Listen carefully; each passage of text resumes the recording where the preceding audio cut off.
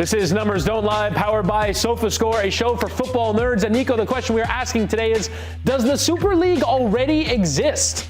Obviously, there was that attempt from the big clubs in Europe to form a breakaway league, just the big clubs. And the concern was that it was going to be the end of football. But I guess what has happened is the Premier League has continued their inexorable rise ever since. Over the 5 years that have followed, they have sort of eaten a lot of the football ecosystem. And obviously, the one place where that starts is money. They spend and take in much more money than the other four major European leagues. Yeah, Woody, definitely. I think we're going to break down the financials and we'll see why the Premier League is so strong. The gap between the Prem and the rest of the pack in Europe is significant. This is yearly wages in billions of dollars. Mind you, EPL and La Liga are $1 billion in distance, and that's 1 and 2. I feel like a graph, or at least a list, where each team is equally distributed, it isn't fair to visualize how big this gap really is. Let's throw a pie chart in then. Yeah. EPL, a significant portion of the yearly wages in billions of dollars compared to the Europe's top 5.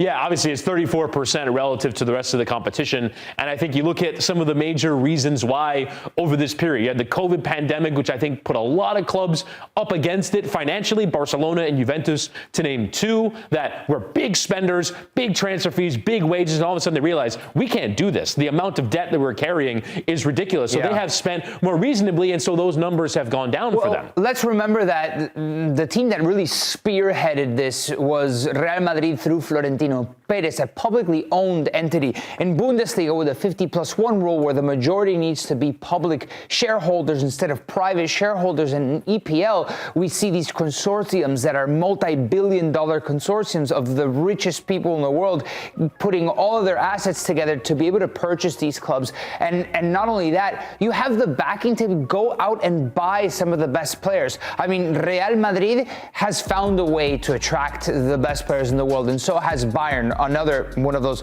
50+1 publicly run clubs and institutions, and they actually do a pretty good job. But the rest of the pack, Woody, look at City, look at Arsenal, look at Liverpool. I mean, the fact that United is where there is and they still have these yearly wages that are beyond what Atletico Madrid spends, for example, it's pretty incredible. Yeah, it's absolutely extraordinary. And I think you look at even that next crop of teams, there's Tottenham, there's Villa, ahead of Inter, who made the Champions League final. Aston Villa spent more than Inter, and Inter were in the Champions League final last year. It's extraordinary. Newcastle, even Nottingham Forest and West Ham.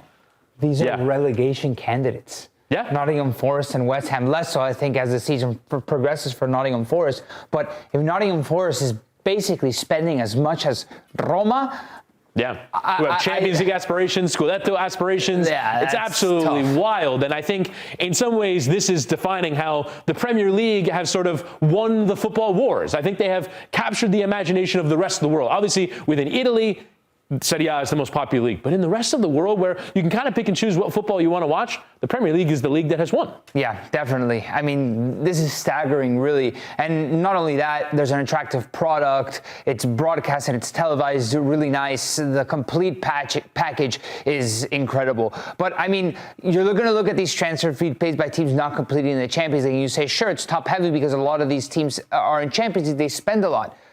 But it probably even gets worse when you consider teams not in the Champions League compared to the rest of Europe. Yeah, I mean, if you think about the transfer fees that clubs like Brighton has spent obviously they brought in a lot of money, but they spend a ton as well. Manchester United is technically not in the Champions League, so obviously they would be a huge factor in that consideration. But you're talking about half the spending.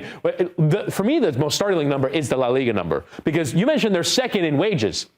That's all being carried by Barcelona, Real Madrid, and Atletico Madrid. Yeah. Were it not for them, the other 17 teams have the spending power that's probably half of what Liga is. And it's just not a league that is built to create competition for those top teams. Yeah, definitely. So, I mean, if we're looking at a couple of high fee purchases from the not top 6 teams in the Premier League, Dan Ndoye goes for $42 million to go to Nottingham Forest, who had a significant window in the summer.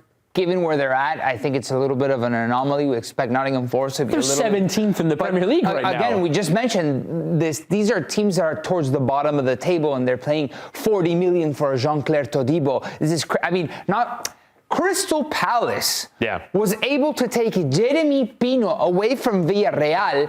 Who are about to go into the Champions League. It is their biggest sell in club history, and they're able to just go like that, right? Because they won FA Cup. They were supposed to be in Europa League. They're now in Conference League. But it just comes to show you the power with which they can invest and the way they can sway the market in their favor, the Premier League teams. And ultimately, you go to Jeremy Pino and say, do you want to make more money than you did before? And he's going to say yes. And let's talk about how that's affected, though, the performances from these clubs in Europe, because I think we're going to see over time that performance go up, that strength go up, and that's exactly what's happening. Look at really since 2017, 2018, the Premier League has gone from ranked as maybe even the third best league in Europe to being far and away number one. La Liga has taken a big fall off. Obviously, that largely has to do with the fall off of Barcelona and their performances in the Champions League. And then obviously Serie A has improved a little bit over time. I think they're starting to manage themselves better in Europe, and then the Bundesliga in fourth. But I think that you see this line that goes up for the Premier League,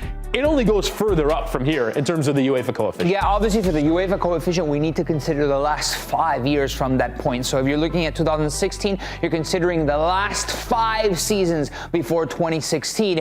And you mentioned Barcelona. They even played in the Europa League and couldn't win that tournament, right? These are all the teams from that league playing in all of the European competitions and how they're doing. We grabbed the last 5 seasons of European football, and essentially we get a mean, an average of those performances, and it gives you the strength of each league. So La Liga, in the years when they were strong, even in the Europa League, now it's fallen off a little bit more, and maybe since 2016, the Premier League has only been trending upwards. Yeah, and they've won 3 of the last 7 Champions League. Let's see where those clubs are now. All 6 Champions League teams from the Premier League are in the top 13 of the league phase. And obviously in the Europa League, you have Villa in 3rd and Forest in 11th. Crystal Palace probably a surprising 10th, given their financial strength relative to the rest of the competition, but still in there to go and win it in the knockout phase. Yeah, definitely. We'll see how they do perform in that knockout phase, but Villa is a favorite to win this tournament. Nottingham Forest, with the players that they have, maybe it's not a name that in modern history we're used to seeing in Europe, but it's a team with high expectations that has spent a lot of money. And Arsenal, Liverpool, Newcastle, I mean, City and Arsenal, with the experience that they have, even don't write off Liverpool just yet. Maybe in the Premier League, winning the Prem is not a possibility, but don't rule them out of the Champions League. And this is how they're performing in European competition. I guess the question now to ask is, how has that actually affected the Premier League itself? The domestic competition, the amount of parity that we've seen in the league this year. I think the stat to most look at is when you compare 4th, Liverpool, to Nottingham Forest, 17th, there is a 14-point gap between these teams and so much muddle in the middle. Manchester United has obviously fallen off. Tottenham has fallen off. Chelsea have not had a very good season, but still an incredibly tight pack from Liverpool to Nottingham Forest are on the edge of the relegation zone. But we've seen a level of parity this season. But I guess the question is that parity, or is that maybe the top teams not performing to their standard? I mentioned United, Chelsea, and Spurs probably being among them. I guess that's where you guys can get involved in the comment section on YouTube. Is this actually a league of parity, or is this a league where big clubs are underperforming? Let's ask you that question, Nico. Yeah, I do think that this season particularly, it's an anomaly. There's a lot of strength in the first, second, and third team, and then there's a big bunch of teams that are off the mark. Yeah, let's look through the numbers here in terms of open play goals. That number is down for this season. 0.9 open play goals per 90 minutes in the Premier League. Obviously, just 2 seasons ago, that number was 1.19. And now we're seeing over the course of time, yeah, there was a period maybe 2014-15 where that number was a bit lower, but it is lower this season. Do you see that as a lack of quality, or maybe teams' defensive tactics improving? There just isn't as much of a gap between the strong teams and the, let's say, bottom half teams. How are you seeing that? Mind you, the top team in the Premier League at the moment is a defensive first team, and not only that, they are set piece maestros.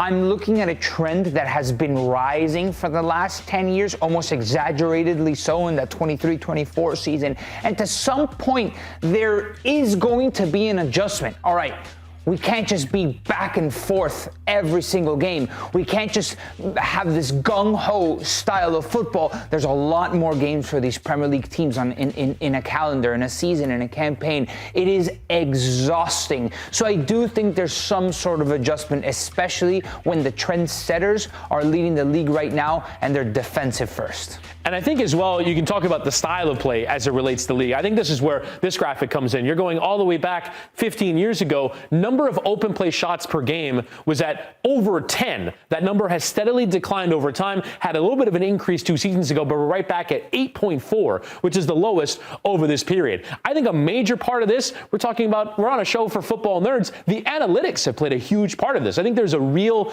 decrease in shots from outside of the penalty area because the statistical value behind them is not very strong. Yeah. And so I think we see a lot of teams playing for the perfect shot, the extra pass, rather than just have a crack from 30 yards and see if it goes in. Well, when was the last time that you saw somebody have that shot from mid-distance, right? Or that screamer, like from back in the day? I'm talking about like this era. There was I think it was like December 2015 or maybe even earlier where the goal of the month nominees were all screamers from like 25 yards out. And I do think managers in the analytics, like they get stacks of reports that have like pushed the sport towards managers, or at least philosophies, creating high XG opportunities, right? Yes. Almost like walking the ball into the back of the net. That tap in where you have a sequence where you end up just a 0.95 XG under the crossbar, and we have less of that creativity. So I wonder if that decline, like you're saying, Chris,